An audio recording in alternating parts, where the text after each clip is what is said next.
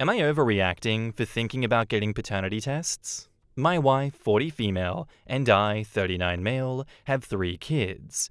10 male, 6 female, and 3 male. We live near my family, including my brother Stephen, 42 male, and his family. This morning, my wife and I were going about our normal morning routine and chatting about our kids. My wife mentioned that our oldest son, 10 male, was acting a little absent-minded and doing a poor job planning.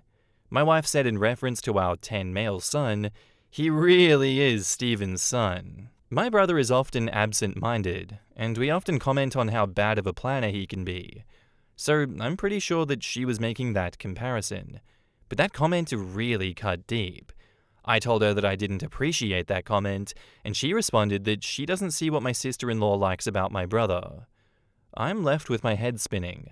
I don't think my wife would cheat, but part of my brain is saying get paternity tests just to make sure. Am I overreacting for thinking about getting paternity tests for my kids? Abel Plum says, my sister tells me her daughter is my child all the time because we have many things in common. I think you're freaking out over nothing. I have a daughter just like one of my sisters in both personality and looks. I say this all the time to her. Skulls and Roses 66 says, we joked about my daughter being her dad's brother's baby because we saw a picture of him as a baby and she looked just like him. My husband is the one who even joked about it, especially knowing it wasn't possible because we live in a different state and I didn't meet his brother until after I was pregnant. My sisters always joke that her kids are mine too because of the way they act. I think OP is overreacting to a normal joke. Yeah, you are overreacting. She's just comparing your son's traits to his uncle, which is genetically possible without him being the actual father of your son. Emperor Swag says, the first occasion where I spent time with my girlfriend, her mother, and her aunt, my girlfriend and her aunt were just joking around and riffing off of each other. Her mother turns to me and says, would you believe it? I gave birth to my sister. It was just a funny little joke about the situation. OP is reading way too much into this. Yeah, I agree. I think doing the paternity tests, that's just a recipe for disaster. If everyone you're asking here is pointing to you and saying, chill out, it's not that deep, please listen to them and do not explode your marriage or implode it for no reason other than your, false assumption that she cheated on you. It's okay to have intrusive thoughts. We all have intrusive thoughts. But you've been told by others that it is unlikely, it is unnecessary, and it is harmful to do these paternity tests. I think you should listen to them, and I do think that you are overreacting. Please just chill out. And now, onto the update. I am overwhelmed by the number of responses. I initially wanted to read all the comments, but the sheer number got unsustainable. There's this weird thing about Reddit where people make hard, conclusive statements. Your marriage is over, she is cheating, go behind her back, etc., etc. I would like to encourage everyone to look for love, forgiveness, and openness. I appreciate everyone's response that I was overreacting. I realized I was applying the most brutal, unforgiving interpretation of what she said. I then looked at the situation through the most compassionate lens, then compared the two, and asked myself why I was being so negative. As many of you commented, yes, I do have some insecurities. I also acknowledged that I have some outside stresses, sleep loss and work stress. Now for the anticlimactic update. I talked to my wife and let her know that the comment was still really bothering me. She expressed her deep regret for making the comment, and I shared that my dark, intrusive thoughts were being particularly loud. I even shared this post with her. She appreciated the support and was uncomfortable with the declarations that our marriage was over. I love my wife, and we know that we make mistakes. Her clumsy statement and my dark thoughts mixed together for a situation that could undermine our trust. Love is a choice, and we choose to forgive each other and move past this situation. I hope you all find love and happiness. And I'm glad to hear that, OP. Thank you for doing the right thing, communicating with your wife, being transparent and saying, hey, I had some dark thoughts. I did take the worst interpretation of that and let those thoughts run wild. It's okay to admit to that. There is nothing wrong with admitting that we all make mistakes. I'm glad that you did right by her, and I'm very glad that you did right by yourself in this situation. That shows immense amounts of maturity and self-restraint that a lot of people don't have in these stories. They don't do that, and they blow their lives up, or their partner blows their life up. It's great content, but it hurts the soul a little bit to see such destruction. So thank you for the story. I appreciate that. I love to know what other people have to say about it down in the comments below. Give me your take. Our next post is by user Tim's Third Account, and it's titled, "Am I the asshole for wanting to break up with my girlfriend after she turned off her location, got injured, and didn't tell me? I, 25 male, didn't hear anything from my girlfriend, 22 female, all day yesterday, even though we'd planned for her to come over in the evening. When she didn't show up, I started to worry. We share our Find My location for safety, especially since she often takes public transport alone late at night. I noticed her location was turned off, which was unusual and only added to my concern. As I hadn't heard from her, I reached out to mutual friends to see if they had seen her. One friend mentioned they had seen her at her hobby activity in the evening, where she was with her mother and some guy. The friend didn't mention anything unusual, certainly not an injury, so I just assumed that she was fine. However, I was still puzzled as to why she hadn't contacted me or shown up. I tried calling her parents, who were annoyed that I'd woken them up and didn't give me any useful information except for, 'She's asleep here at home, now good night.' This morning, after a sleepless night, her mother finally got back to me and told me that my girlfriend had injured her leg at work, possibly a broken leg, and that she was on strong medication, which is why she was asleep. Apparently a coworker had taken her to the ER right after the incident. But none of this is making sense to me. If she injured her leg so badly, I don't understand how she's able to go to her hobby as my friend saw yesterday. Plus, it was the same coworker that she mentioned before, the one who had picked her up from my place for work without me knowing. That was already strange because I've always told her that she can ask me for a ride, and I'm flexible in the mornings. This happened like 4 days ago, the coworker pickup, not the whole thing, which happened yesterday. With her location still turned off and no communication from her, I feel like I'm the last to know anything. I'm seriously considering breaking up with her over this as soon as she reaches out to me. If I were in an accident, my first request would be to let her know, and I'd hope for the same in return. Am I the asshole for feeling hurt by her lack of communication and the fact that she prioritized telling everyone but me? Edit, she still has our pictures on her socials, our anniversary on her WhatsApp status, as that's a common thing to do. OK Temporary says, what's her hobby activity? Especially since she was apparently there with her mother, and this guy, sounds, I doubt the coworker, took her to an activity before taking her to hospital. Also, have her parents ever shown that they don't like you? Seems like she was out with her mum and her mum's preferred boyfriend, possibly. Serious Not Serious says, this is what I was wondering as well. I'm glad I wasn't the only one thinking this way. What is the hobby activity? Who is this coworker to the mum? Scrotal Sack 69 says, seems off, but you need to get an explanation that you are happy with before smashing everything.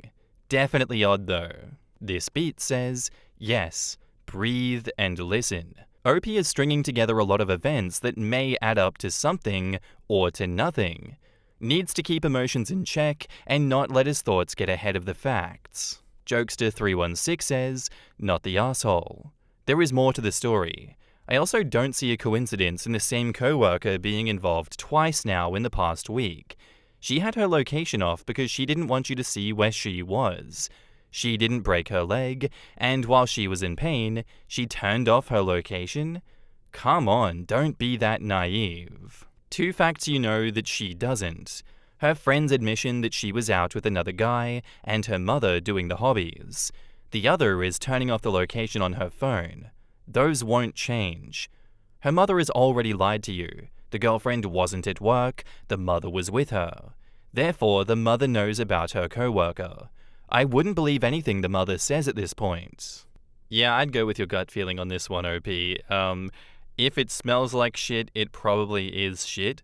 Obviously, don't jump the gun, but follow your instincts. It really does sound like you're being played here, and you're not the asshole for feeling the way you do.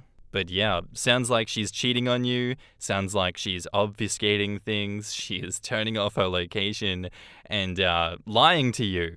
You can give her the benefit of the doubt if you want to, but I don't know, the reality of the situation to me seems like that is what is happening. So do with that as you will, with all the advice that you were given on this post, and I'm keen to see what happens next.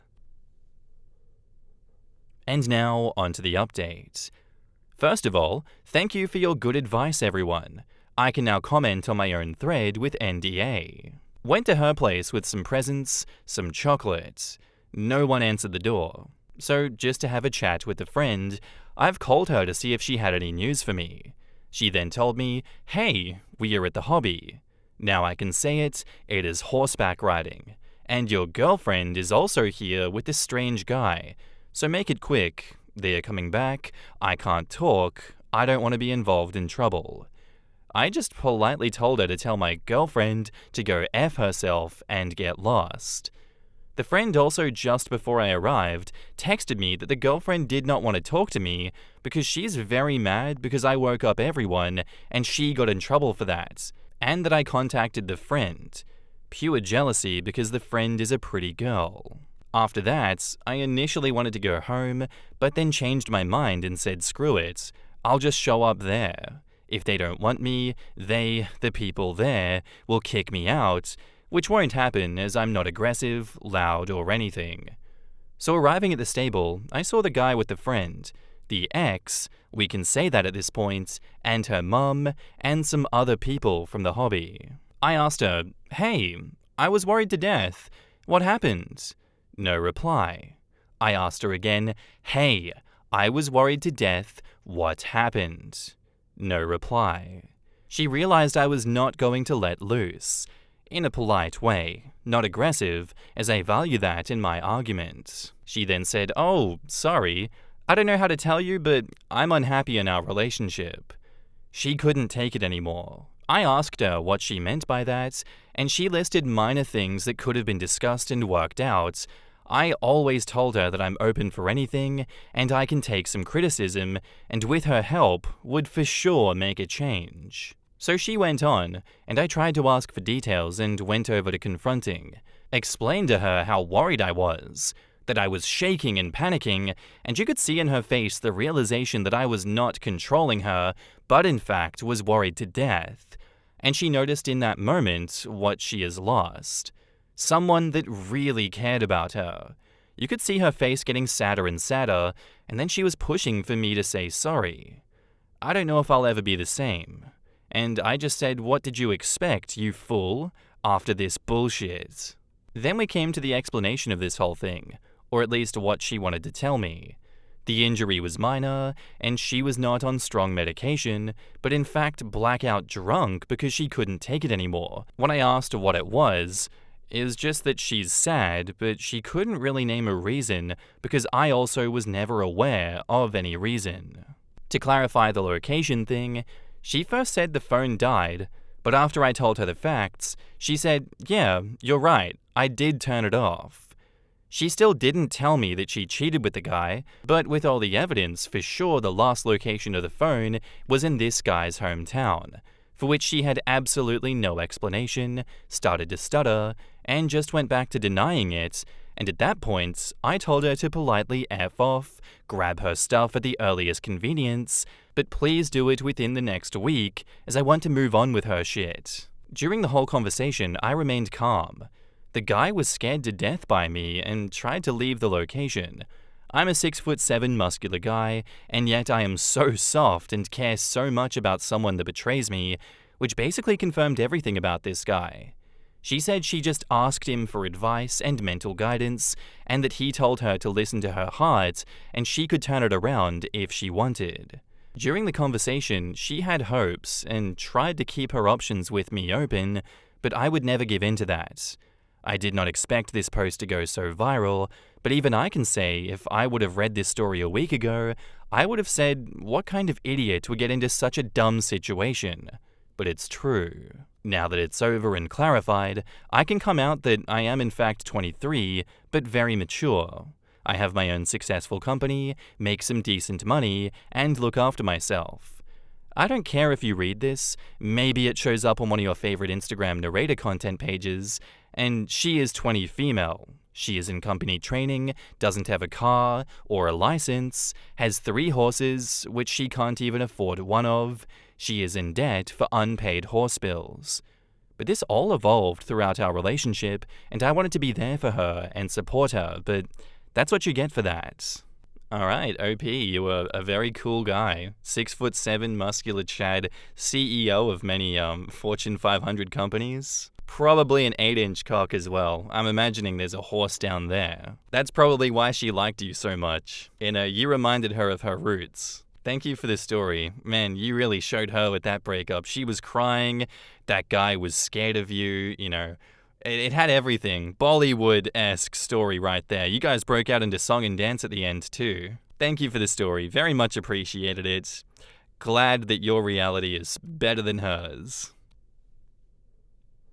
Our next post is by user Dried Garlic, and it's titled, Me, 30 female, with my fiancé, 29 male, of 12 years, waiting for a package from the girl that he cheated on me with. Well, the title says it all. My fiancé Oliver and I have been together for 12 years, stuck together through thick and thin. Long-distance relationship, the usual problems of a couple starting off very young, etc. In the last years, he's been struggling a lot with depression and anxiety, but he's slowly getting better. At some point of our long-distance relationship, we were living in 2 separate countries, and then during his stay, he became very good friends with 2 other people, Ben and Sarah. The 3 of them bonded through shared experiences, same mental health issues, etc. At some point, he came back, and we started living together.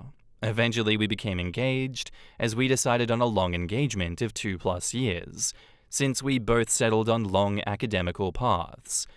Our relationship, that had at some points been turbulent, settled very well as we both acquired maturity and got to really know each other during our daily lives.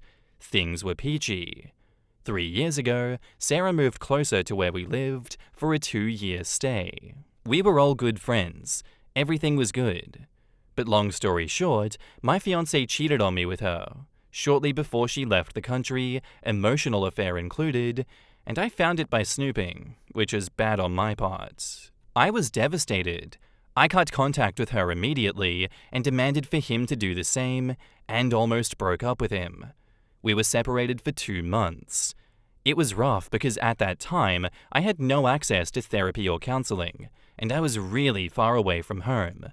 But my friends were kick-ass and supported me emotionally all that time. After these 2 months, and a lot of soul-searching, we took the first tentative steps to be together again. It took me a long time to forgive him and to recover my trust for him, but little by little, we healed and we made it work again.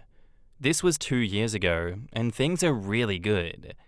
Ben did not take the news of their separation too kindly, and he has been passive-aggressive to Oliver about him not talking to Sarah. Oliver has reacted well, and has been adamant about not contacting him again. 2 weeks ago, Ben told fiancé that he had given our new address to Sarah, because she wants to send us a package with stuff belonging to Oliver. He says that she has nothing of his, and I believe it. They have never lived together. Most of their friendship, they have been living in different places. He has been really anxious about all of this. He doesn't want any contact with her. I personally do not care about her, but he is dreading the day the package arrives. If it comes when I'm in the house, I'll just throw it away, but I don't want him to receive it and get an anxiety attack. So r/relationships, what is your advice? I know I don't have to protect my fiancé from this stuff, but he is hurting, and I do want to support him. I don't think it is compromising material, because I already found the compromising material.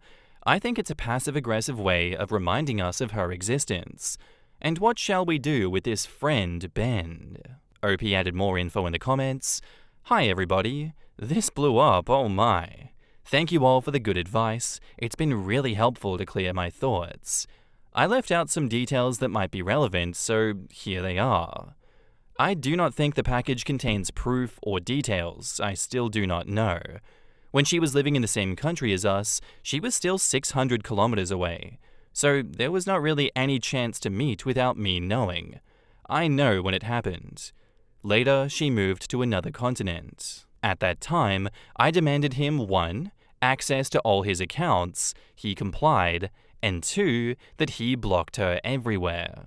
He did that too, and I believe him, because when she actually tried to contact us later, about Ben, I'll elaborate later, she had to do it through common friends. His anxious reaction does not surprise me. He used to have very serious issues with social anxiety, to the point of being paralyzed about any kind of unpleasant interaction. He has been working on his mental issues, gotten therapy and meds, etc., and now is much better. He reacted maturely to the last developments. He told me immediately, and he understands that it is his mess to clean, but he suffered.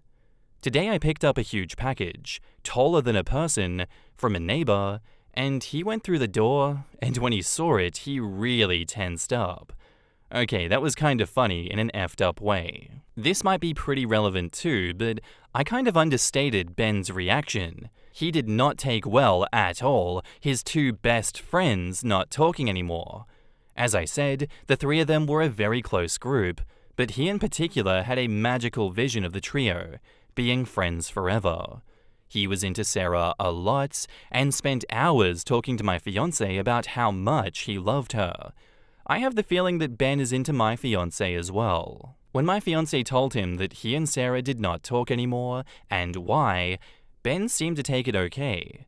But 2 weeks later, he contacted her to say that he was about to self-harm. That's why she contacted us. We contacted Ben's family. He was okay. Fiancé set boundaries with him, but did not cut him off completely.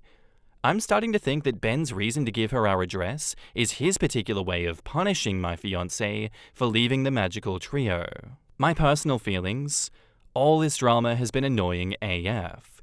The general advice of r/relationships seems to be to cut off Ben, and I think it is spot on. I will tell Oliver that I think that it is the best idea, as he is on the fence about it.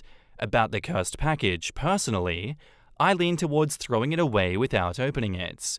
I do not want to have anything to do with that dweeb. However, you are right. It is not my decision to make. If and when it comes, I will offer him the choice either to throw it away or go through the contents together and probably toss them away afterwards. Thank you. Good on you for being able to forgive him cheating on you with Sarah and staying with him after that. That's very, very commendable of you. Me personally, I do love some insane drama, so I do want to know what's in the mystery box. But Sarah just sounds like she's stirring up shit. Sarah is trying to break your relationship. It's going to be very interesting what happens. I don't know why Ben is enabling her. Very odd by them. Maybe not the most stable trio of people. Maybe this trio of people was enabling each other's fantastical delusions. That's what I'm seeing here. It's like 3 very unhealthy people, including your fiancé, OP. I mean, I'm here for it, but this is all just incredibly ridiculous. And now, on to the update.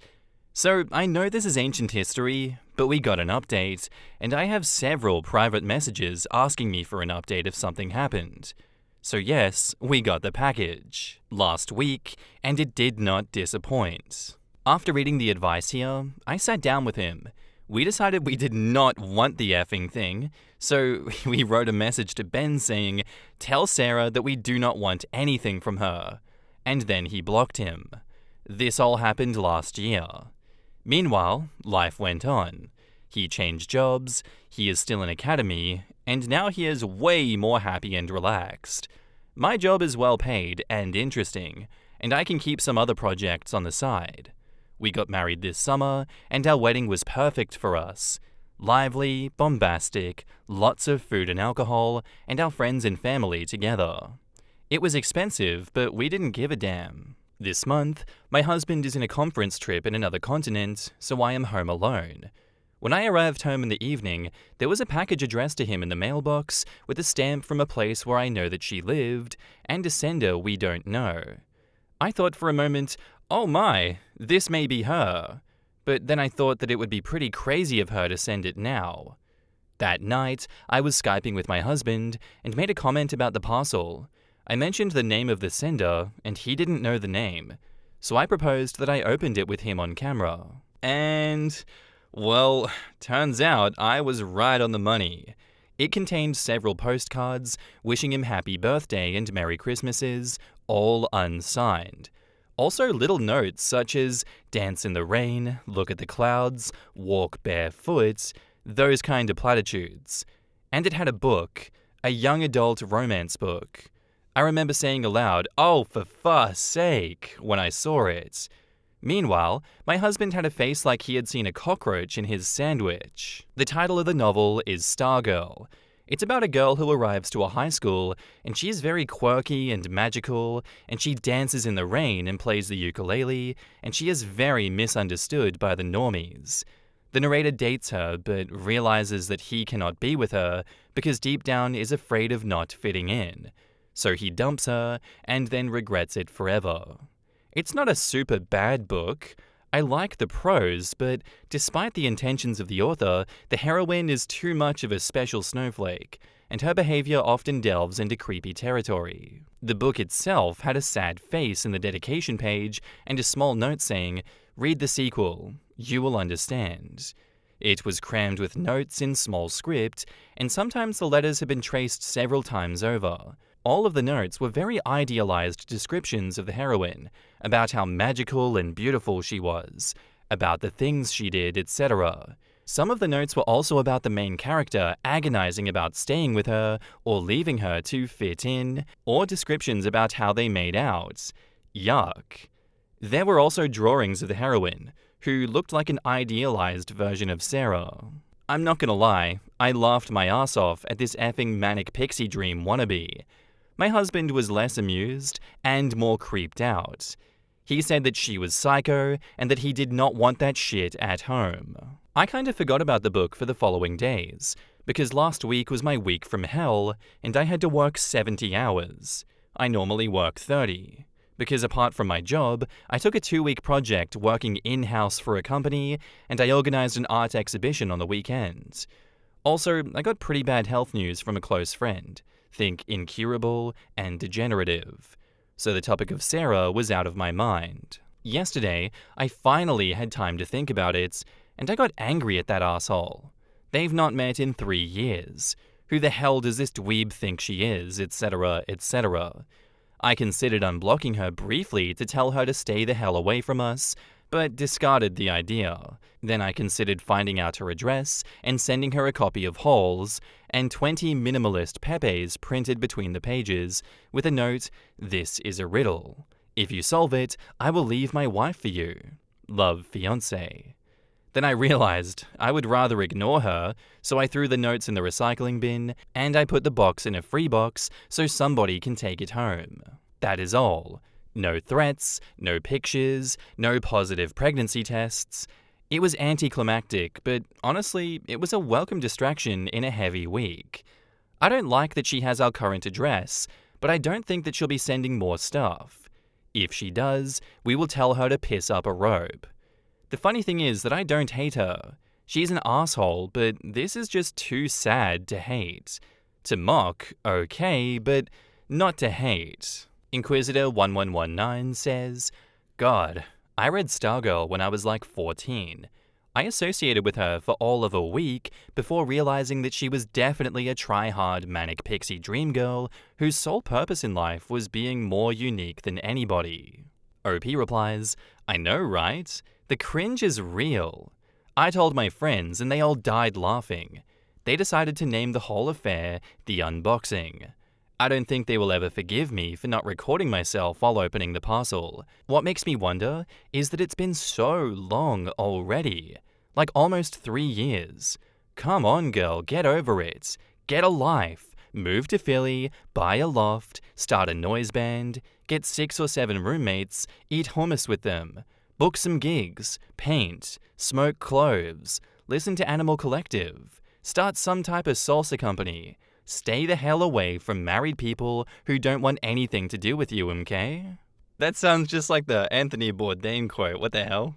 The one that goes, eat at a local restaurant tonight, get the cream sauce, have a cold pint at 4 o'clock in a mostly empty bar, go somewhere you've never been, listen to someone you think you may have nothing in common with you, order the steak rare, eat an oyster, have a Negroni, have 2. Be open to a world where you may not understand or agree with the person next to you, but have a drink with them anyways. Eat slowly, tip your server, check in on your friends, check in on yourself, and enjoy the ride. I think we should give that advice to the Manic Pixie Dream Girl here. She is not following that advice right now. Anyway, that's my 2 cents on this situation. I'm glad that OP is protecting their peace here. Very weird package to get, but I'm glad that everything worked out in the end. I would have loved to see the unboxing video. Would have been hilarious, but the story more than makes up for it. Anyway, guys, that's where I'm going to leave you for today. I do hope you enjoyed the episode. If you did, let me know what you thought of it down in the comments below, and I'll see you in the next one. Bye.